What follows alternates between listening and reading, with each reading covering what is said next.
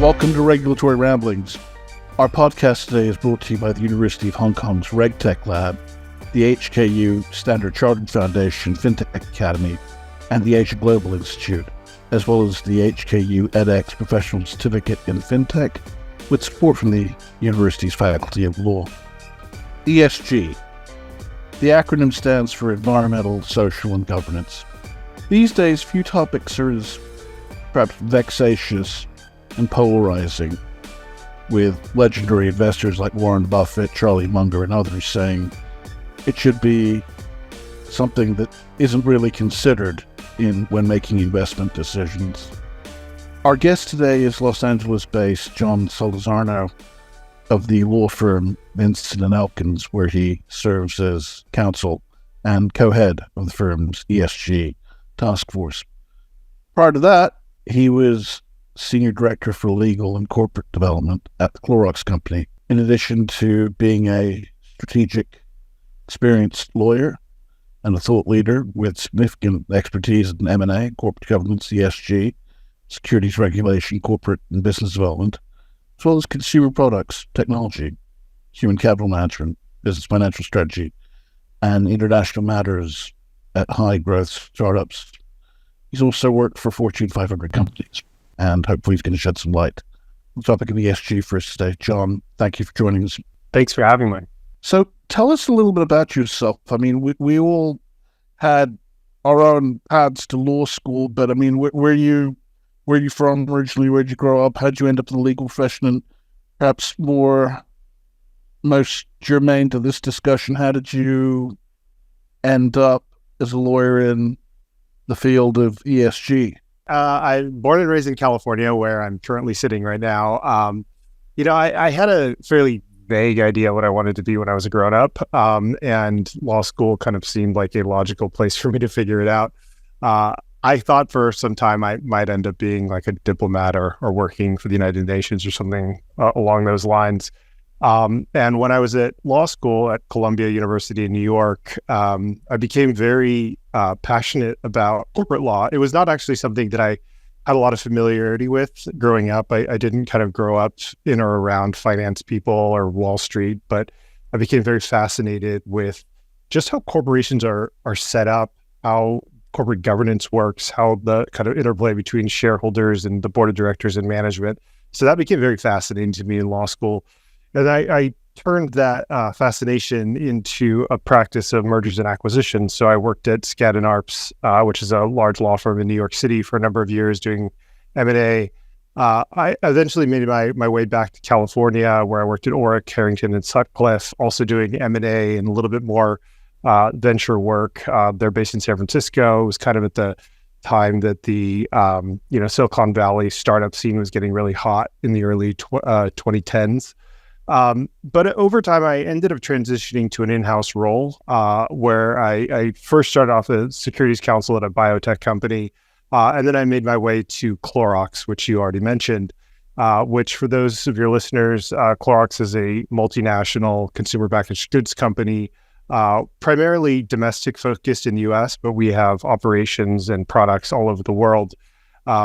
When I was at Clorox, I actually wore a number of different hats, including I was the general counsel for a period of time for our EMEA region, which included the APAC region. So I have a pretty good familiarity with some of the local laws and considerations of that region. We had joint ventures in Asia, in the Middle East. We had operations in Europe. So I worked closely with all of our international business partners there. My role transitioned over time while I was at Clorox, and I was there for about 8 years, I started supporting the board of directors of, Clorox is a Fortune 500 company. And so our board, is held in quite high esteem. And I stepped into the role around 2015 as assistant corporate secretary. So that part of that role also involved engagement with our shareholders. Helping the board do all of the things that a board does, preparing for meetings and, helping disclosures for proxy statements, but also helping our board lead, engagements with our investors. And that was right at the time that this acronym ESG was starting to gain traction. So our investors were moving on from, asking kind of pretty basic questions around good corporate governance, like how long are, your directors, do they serve on the board, or what your compensation programs look like? And they were starting to really transition a little bit more into understanding how the board was overseeing the key risks facing the enterprise. And that conversation was really evolving to, talking about things that were germane to that company in particular. And so that was everything from climate change to, plastics and waste, which is very important for a consumer packaged goods company, human capital management, or just basically how you're treating your workers.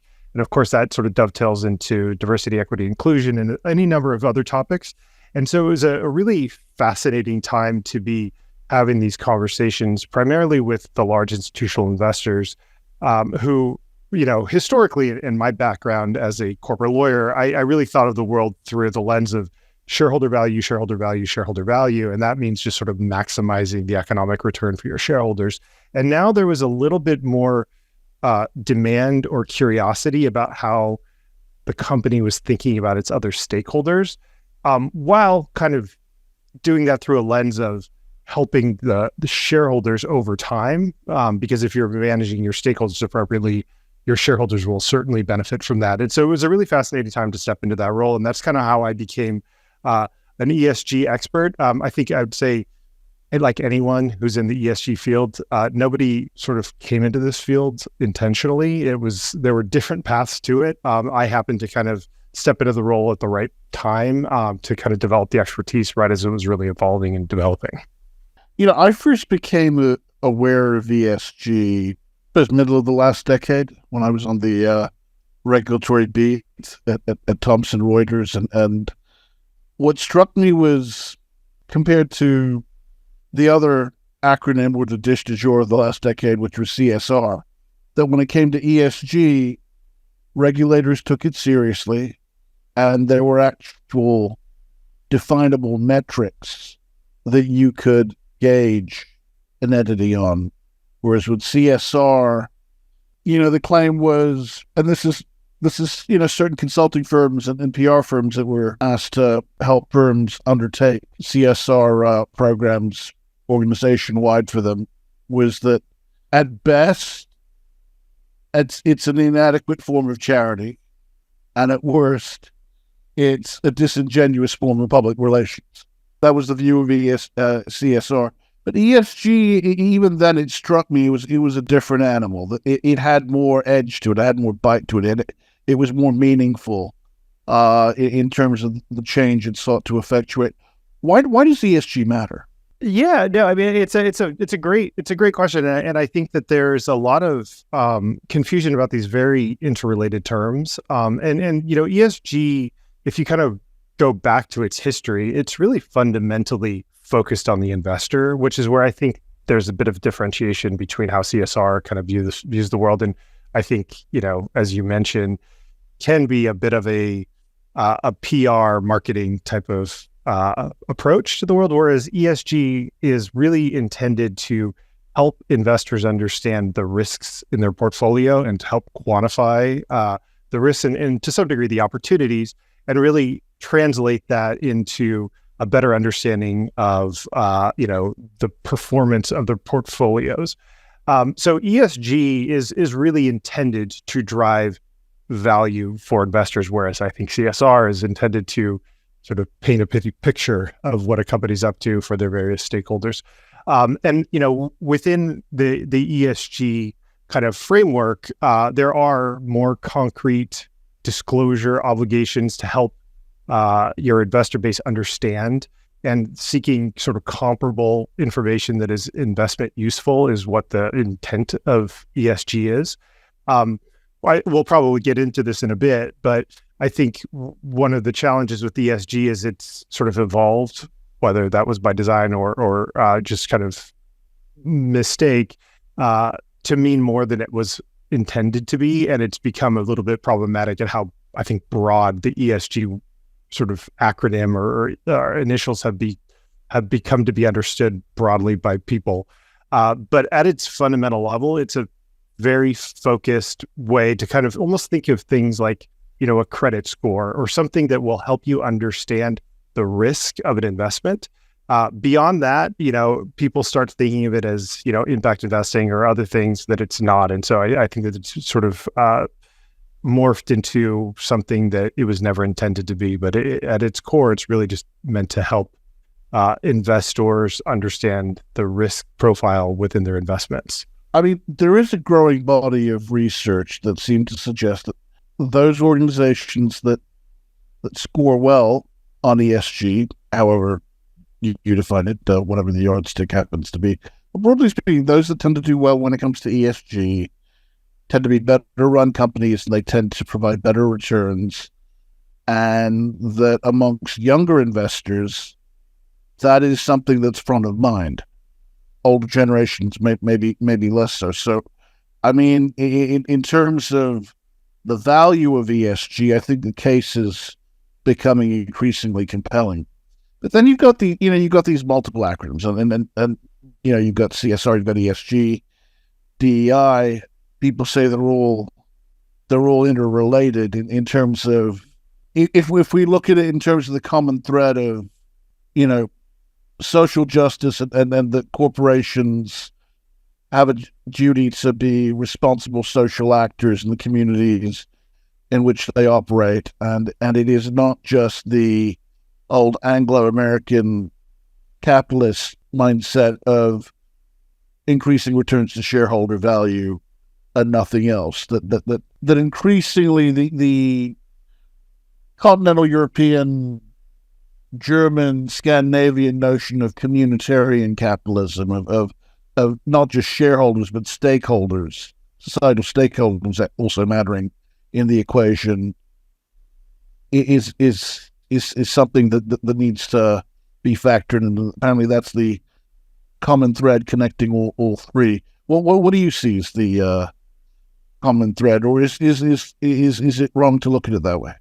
I mean, I certainly think that these are interrelated, and there's definitely some common threads. But I think that it would be a misstatement to sort of say that ESG and CSR are synonymous. I think that if you look at the Venn diagram of the two, there's clearly a lot of overlap. DEI, I also think is a component of both of them as well. I think it is really important to understand that I think capitalism and sort of the folks who are driving capitalism have come to the awareness that maybe the Milton Friedman school of thinking has perhaps been a little bit short-sighted. Certainly, I don't think most proponents of ESG would argue that the Chicago school. Yeah. I don't think that most proponents. Yeah, the most proponents would posit that you shouldn't be seeking shareholder return. However, I think there's a recognition that through kind of our pursuit of shareholder return, there are these externalities that have certainly kind of stacked up. And those externalities, when you look at the kind of macro economy, and do potentially have some significant risks to your investment over time. So maybe I could talk a little bit about the fact that there has been this transition of capital to institutional investors. I think there's definitely been like a bit of a accumulation or concentration within some very sort of small group of very large institutional investors. And those institutional investors basically hold the entire market. So I'm talking about the BlackRocks, the Vanguards, the State Streets, and other institutional investors who hold large positions in almost every Fortune 500 company, almost every Russell 3000 company. They are basically diversified holdings of the entire economy. And I think they recognize that maybe some of the spillovers, some of these rents that have essentially flowed because of the singular pursuit of shareholder return has now potentially led to some unintended consequences. And while capitalism is not meant to sort of right that wrong, it needs to sort of keep in mind all of the externalities that are stacking up. And so, for instance, climate change is a notable one. In a world where, the global temperatures are rising, or all of the things that, folks and scientists are saying are going to happen, that's going to have a detrimental effect on, the sort of economic viability of a company in, maybe 5 years, maybe 10 years, certainly in 30, 40 years. And so what they are looking for is to have companies, articulate what those risks to the company might be so they have a better understanding so that they can construct their portfolios in a way that diversifies against those things. I think that, going back to what the difference between the acronyms is, CSR, I'm a little bit of a pessimist. I think, a lot of CSR programs for years have wanted to just kind of paint a pretty picture of what their company is doing. And I understand it. And so there's certainly some marketing value to communicating to your stakeholders, whether that's your employees or your customers, what the company's doing, for the benefit of society or the benefit of the planet. But that's different than helping an investor understand how risky their investment is. And that's fundamentally what ESG is. DEI, the other kind of acronym that has gotten a bit of a challenging reputation in the last year or two, especially in the United States. I think that the premise of DEI is really that more diverse workforces or management teams or boards. And when I say diverse, it can mean any number of facets. It could be, gender, ethnic diversity, but it could also be diversity of thought. I think that the thinking there is the more diverse an organization is, the better business outcomes will arise. And that's because you've got different perspectives that will lead to kind of different critical thinking and not groupthink situations. You'll also potentially have higher levels of employee engagement or sort of just a better work environment. And that, if you think about it in the ESG context, leads to more shareholder value because lower turnover, happier workers, more thoughtful kind of business decisions leads to more shareholder return. Whereas if you're looking at DEI through a CSR landscape, that's kind of talking about what you're doing in your communities or how you're helping, various underserved communities. And maybe that's the right thing to do. And I certainly, I'm a proponent of doing the right thing for sure, but that doesn't necessarily translate to shareholder return. So I think that you kind of need to disaggregate CSR and ESG. And I think DEI kind of fits into both of those. Personally, I've always been skeptical of CSR because, certainly the way it played out when people were jumping on the bandwagon about a decade ago from when it had its heyday from, I don't know what, 09 till about 2020, that when people were jumping on the bandwagon, it was just such a cash grab. You saw so many consulting outfits and one body in this region with CSR in its name that shall remain nameless, though I think I may just have given it away. These folks were going around to companies saying, well, you're not doing this right, you're not doing that right, but have I got the thing for you? And if you hire me and I will fix all your CSR problems. And it became such a cash grab. And frankly, it was a cash cow for a while. Those that did well made out like bandits on the back end. Yeah, and maybe I can just add on to that. As a practicing attorney, I've seen that evolution. I've actually worked in organizations that had CSR programs, and I didn't get involved in it too much as an attorney. But in retrospect, there's a lot of concern that I think practitioners really should be watching out for, especially those who are working with companies, because there's a lot of statements, these glossy reports with windmills and smiling children. Those are largely PR exercises, and there's a lot of stuff that's been said in there that may not be substantiated. And, you can call it greenwashing, or you can call it some, other, maybe pessimistic terms, but especially in certain areas where there's a highly litigious environment, like in the United States, as regulations are ramping up, you got to be very concerned about some of the statements that have been made historically that might not be substantiated. And now they are gathering scrutiny, and frankly, they're gathering lawsuits because some of the things just weren't really grounded in reality.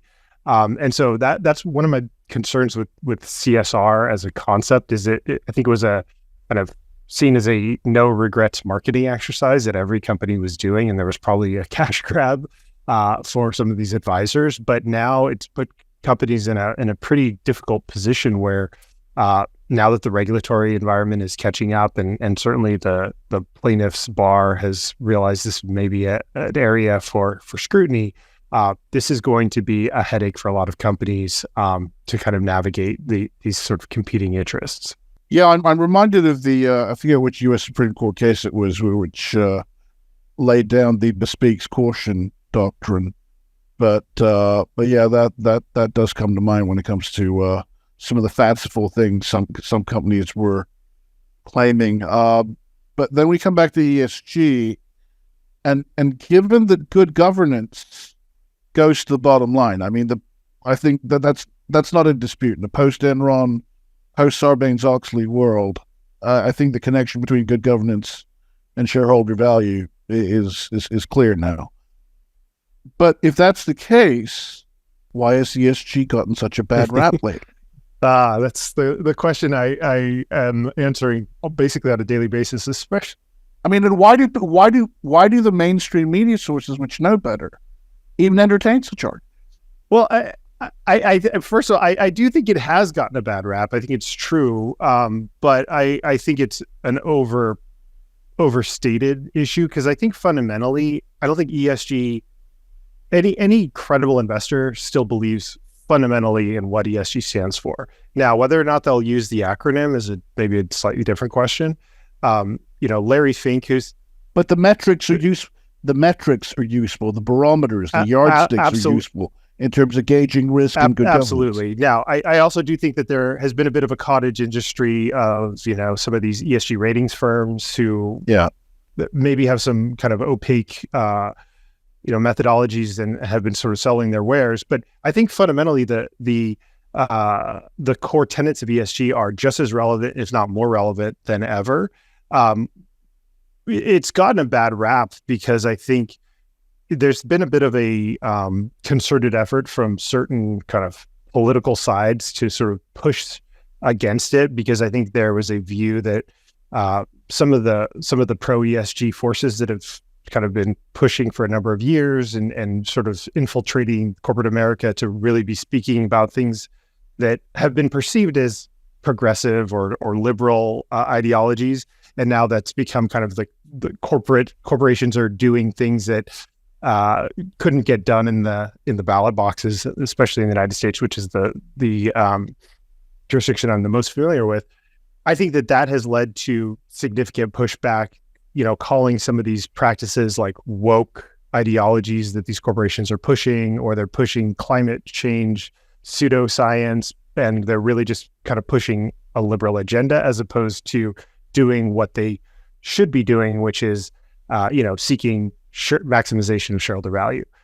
Now, that's the argument. I think fundamentally ESG is just as critical as ever. I think it's going to get rebranded. I think people are kind of talking about things a little bit more directly linking the value of a specific thing that they're doing to the shareholder value that they're ultimately seeking to achieve.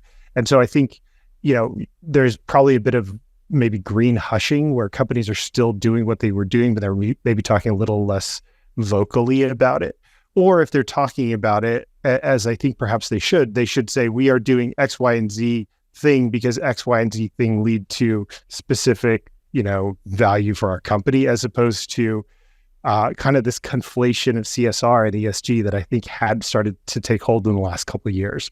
So I think that's where the bad rap has come, but I don't think that it has fundamentally changed anything. I think that, the institutional investors and even kind of some of the active investors truly do believe that this is really just prudent business and prudent risk management. And I think that they want to ensure that the companies that they're invested in are employing the appropriate structures, governance, oversight to implement all of the various E and S things that are material to a given business.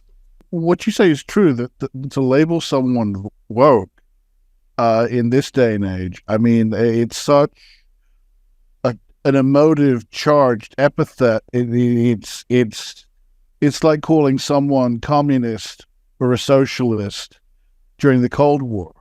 And indeed, elections were won, in some cases, by labeling one's opponent as such. back then. So yeah, we need to be cautious about such terminology. But let me speaking to when you speak to the financial sector and multinational corporation executives, certainly in this time, Hong Kong, off the record, the topic of ESG, in my opinion, it draws sneers and indifference from many of them. I mean, certainly in Hong Kong and Singapore, and notwithstanding what their organizations say in public. I mean, one local banker said to me in January of last year, let me read you a quote, because I jotted this down as we met for drinks that night. And this is what he said. He said, "A decade ago, they went on incessantly about corporate social responsibility. We scarcely hear about that these days. Before that, following the Enron WorldCom scandals in the States, it was all about corporate governance and the tone at the top, 24/7, nonstop. The global financial crisis kicked things into high gear. Bottom line, ESG is the dish du jour and the flavor of the month. Like all of the woke, socially conscious fads before it, it will hit its high water mark, and then we'll move on to the next pressing issue of the day, the pet cause of the moment. There are some well-meaning people in society who need a cause because they need to feel they're making a difference. Oftentimes, when they learn to compromise and work within the system, they do make things better, but incrementally. Slow and steady is the way to do it. At other times, there are those with an activist streak who are trying to fill the emptiness in their own lives or repair their own damaged psyches by trying to help others, and it's often counterproductive." End quote. Now, this was a prominent local banker who said this to me. I'm not going to name names because he's still around. But when people with that kind of wealth and power and clout say things like that, to me, it's dangerous to society at large when powerful people hold such condescending, flippant attitudes. But I guess what I'm wondering is, how do you combat such indifference and ignorance and, dare I say, cavalier recklessness, but when people in positions of wealth and power have no incentive to change? You're not gonna persuade them. You're not gonna dissuade them, because the status quo seems to be just fine. It's a really interesting question, and it's definitely a perspective that you heard from your contact that I've heard many times. I think what I would say is that they're not wrong in the sense that, like, why should I care? Like, I understand that, but where I think there's been a bit of a transition that I don't know people are fully cognizant of, and maybe you're hearing the news, but ESG up until very recently has been solely driven by voluntary disclosures. That has really been how it's been communicated to investors. So if I believe something is important and I'm hearing from my investors that they want to hear about these certain things, I'll tell them the things that they want to hear. And so that's where there's been, I think, a little bit of kind of a blurred line between CSR and ESG, where it kind of has been a bit about marketing. What's happened, I would say, in the last 18 months really, is while you kind of got this backlash to ESG, you're seeing the regulators really sort of, sharpening their pencils, and just there's been significant regulatory overlays in markets all over the world. So Europe, you see the CSRD. Just this past week in the United States, the SEC dropped its final climate reporting rules. In my home state of California, there's mandatory climate disclosures. I understand that, I'm not a lawyer in APAC, but I understand that mainland China has just also, or at least proposed or possibly passed, new ESG regulations. I think that there's going to be this confluence of mandatory ESG disclosures and requirements that, whether or not you believe in it, whether or not you think it's important or prudent for the business to be doing some of these things, every company is going to have to start gathering this data. They're going to have to be assuring this data. They're going to be working with their audit firms. They're going to be having to answer to the fact that this information now needs to be filed with various regulatory bodies. And so you might think that it's the flavor of the day, or this, whatever kind of the next thing is going to come along. But there's some urgency to all of this. And I think that some of the regulatory pressures are being driven by the demands from their own sort of political constituencies to address sort of existential issues like climate change, for instance. So kind of this slow and steady progress, I think, is being viewed as insufficient, and the regulatory bodies are really starting to drive this. And I think that that's going to be kind of the next frontier is, this incrementalism might not be kind of how this progresses, because there's going to be the significant demand for mandatory regulatory disclosures. And what those disclosures will do is kind of create like for like comparators that you currently don't see. So, peers within an industry, it's hard to tell like what one company's carbon footprint is or one company's, employee turnover is. But if those are mandatory disclosures, you start seeing those things, and that can actually drive behavior change, I think, within a company. And whether or not you think that's good or bad, I think it's just kind of the way that it's going to be. And so that I think that is going to drive corporate behavior. So I respectfully kind of disagree with the quote that your contact said, because I don't think that you can disregard these things.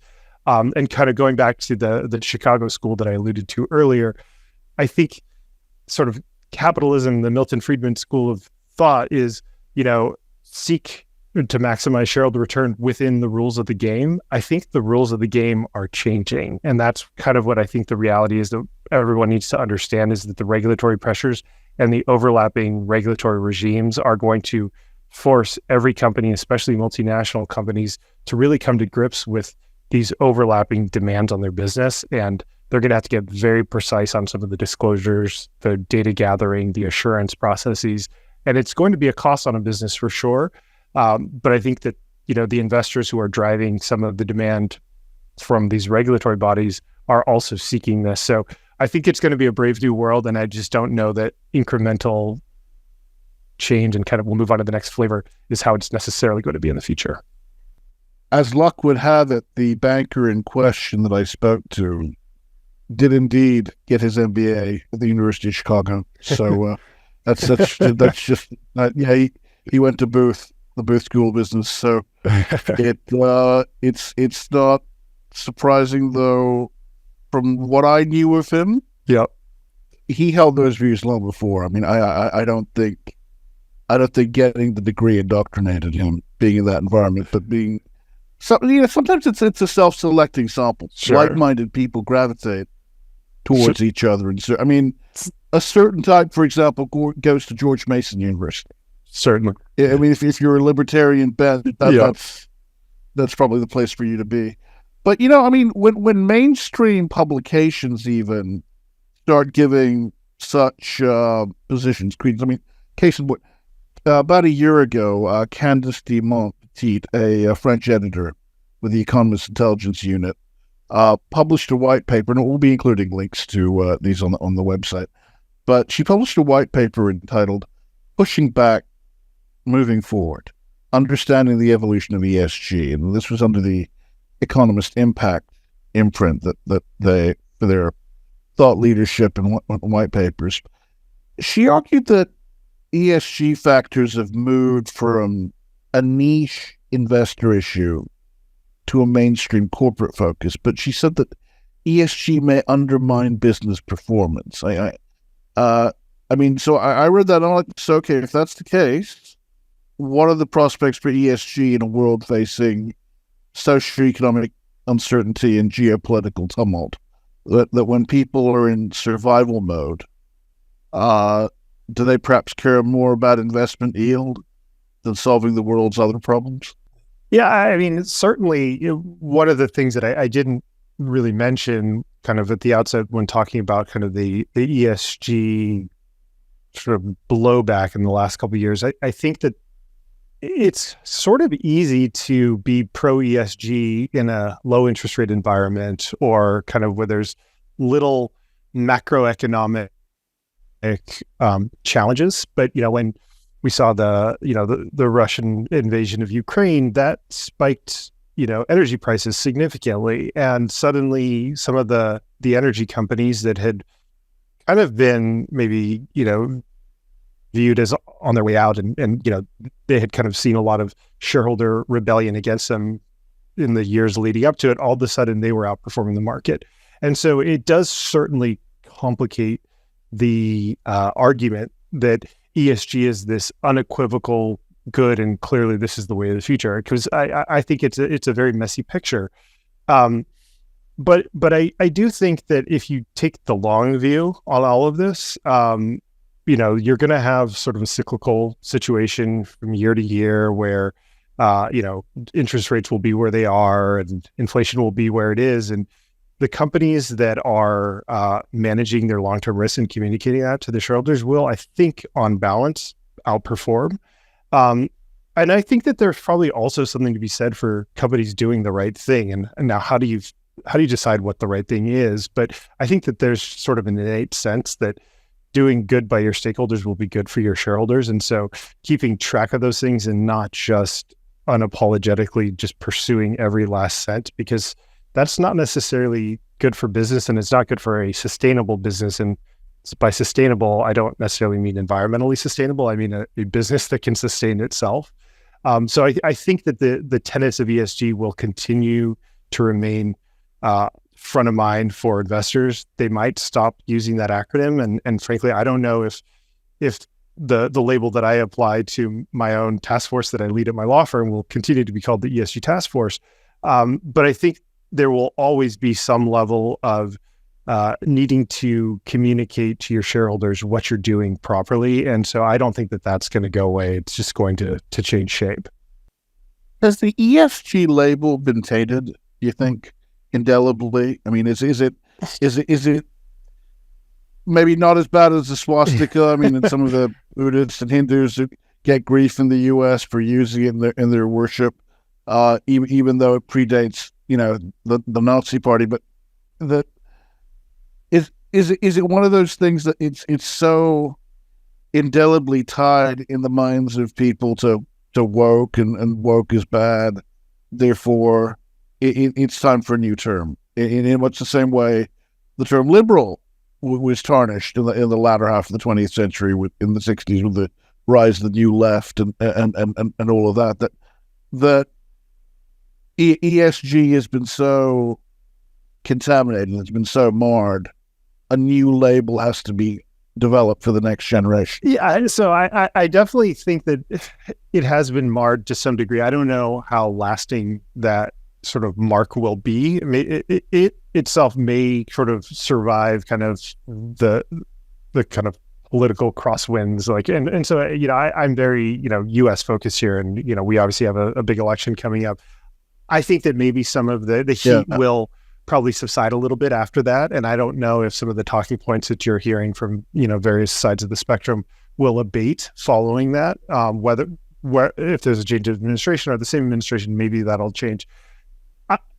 I also do think, I've been hearing for years, maybe ESG needs a rebrand. And I've always been kind of the mind that it should never have led with the E in the first place. It should have been probably GES or GSE, because governance is core. I mean, all of this should really be driven by governance. And I'm a governance lawyer. I like to think of the G, and sometimes I colloquially just say that it's the glue that holds it all together. And that's a pretty inoffensive thing to talk about, governance. That's a pretty neutral thing, and I think everybody can get behind that. So maybe that's one way to rebrand it if it does need to be rebranded.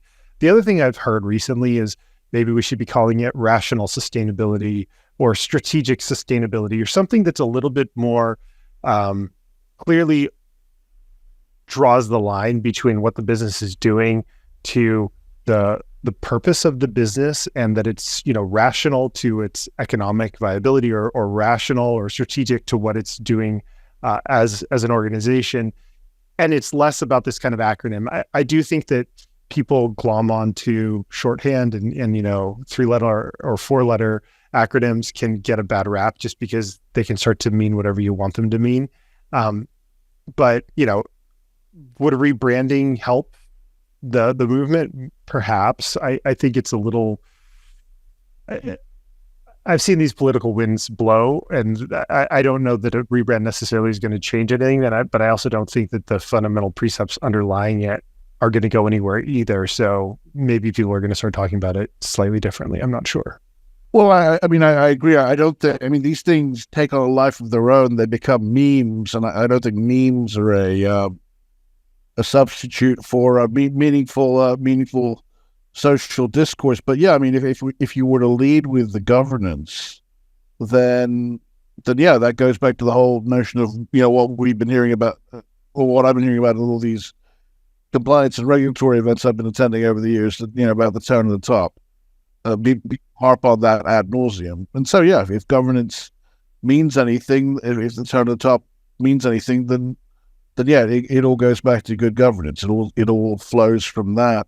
And in terms of what you were saying about rational sustainability, I mean, I think that would be an apt appellation, because it's descriptive, it's functional, it gets to the heart of the matter, as opposed to terms that are perhaps broader in their scope of what they might potentially mean. And when that's the case, meanings become malleable. People can craft their own narratives, and that's when demonization of certain terms can take place. And yeah, that is counterproductive. But again, we have to stress ESG does mean something. It has edge to it. It has bite to it, particularly because the matter has been raised to a level now that regulators and policymakers are taking notice.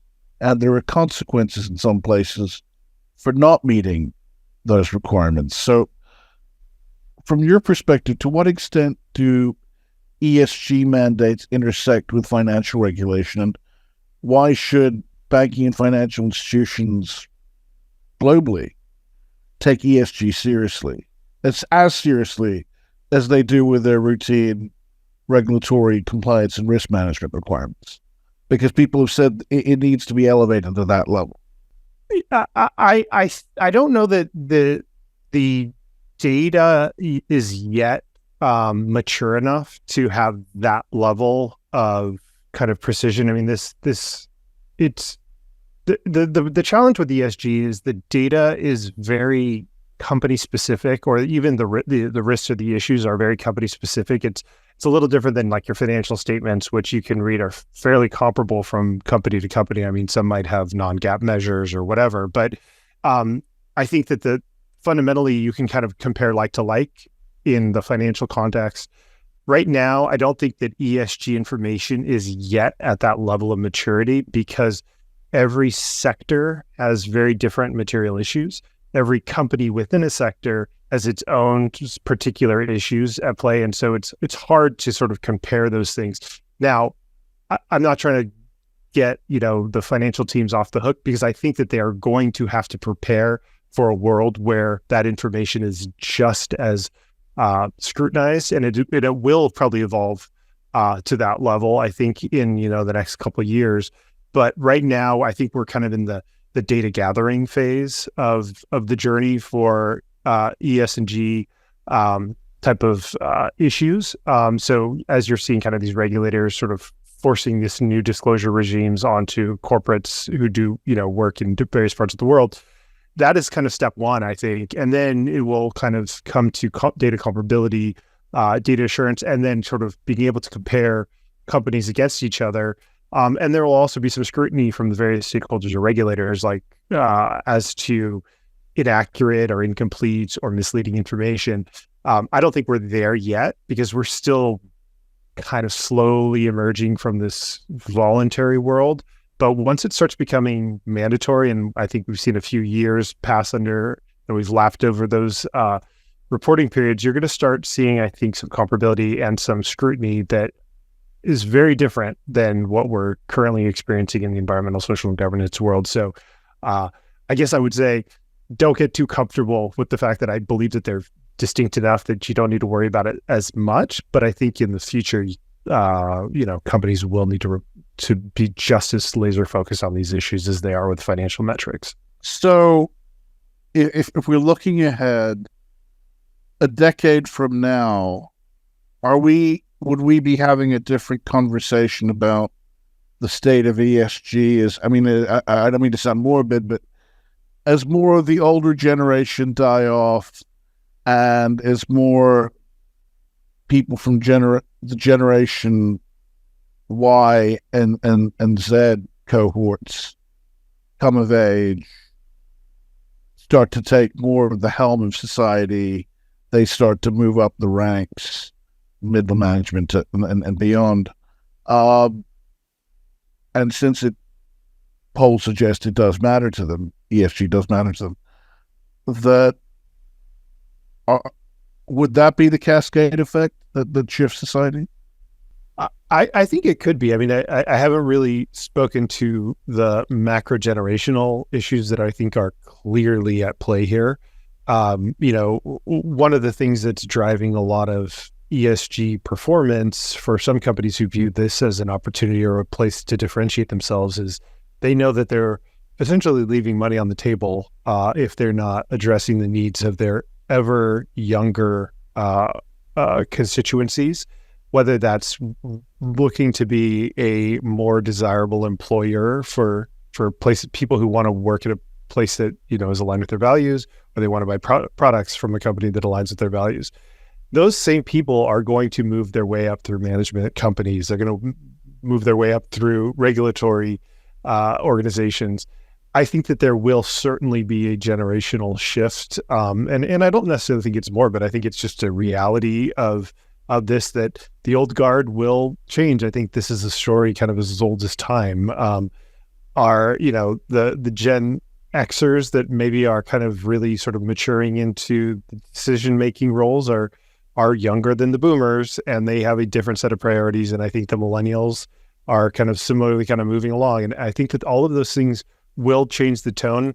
But I also think that there's going to be some pretty acute issues going on in the world that are going to really kind of bring some of the urgency to the fore, whether that's, the reality of a changing climate or some of the very disruptive things that like AI is going to bring. And is that going to change kind of how the workforce, sees itself and frankly, the economies generally?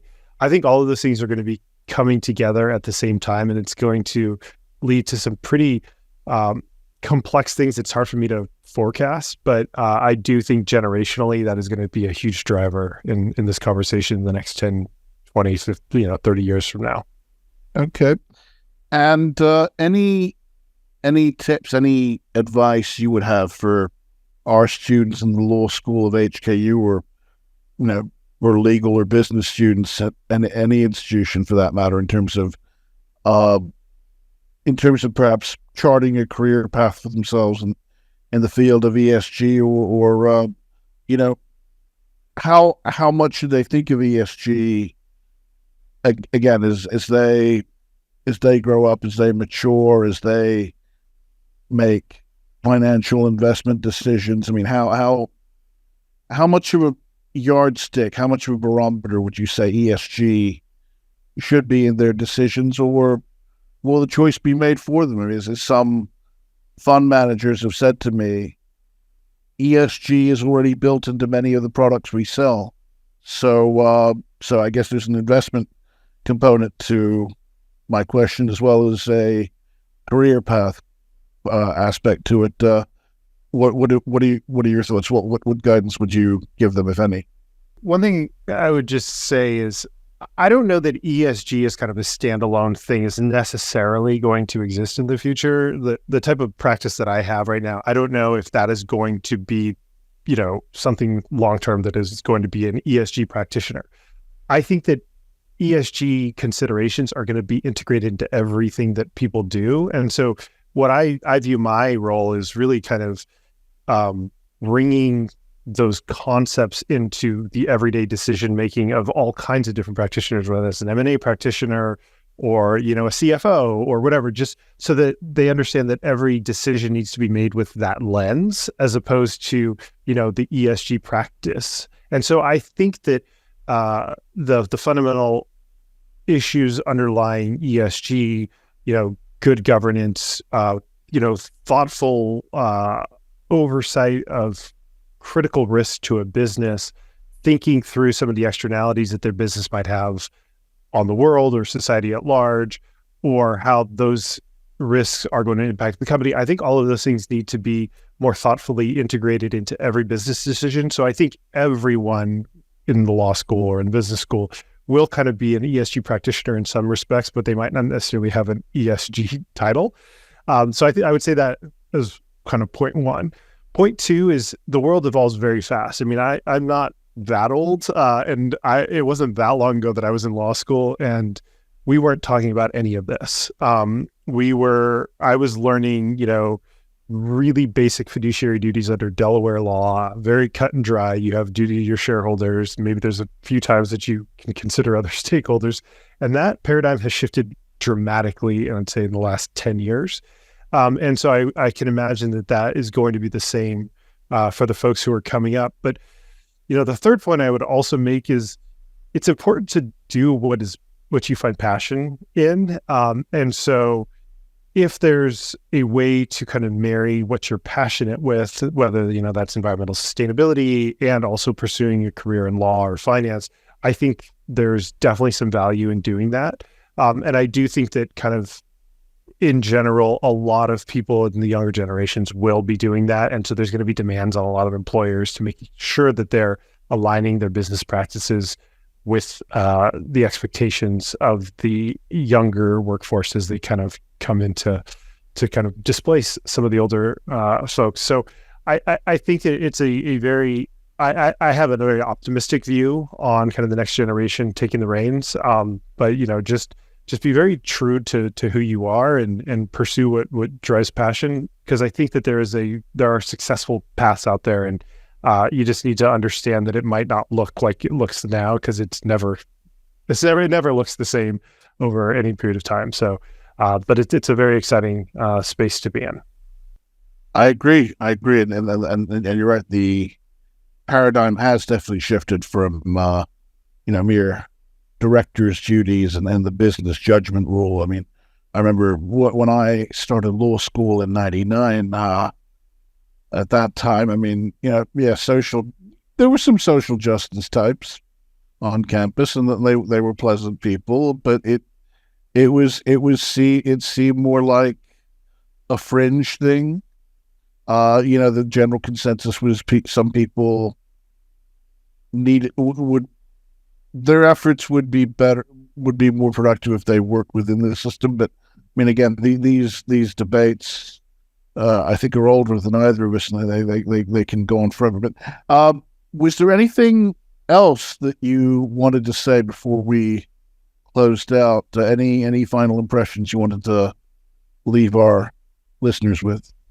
No, I mean, I think this has been a very hopefully fascinating discussion.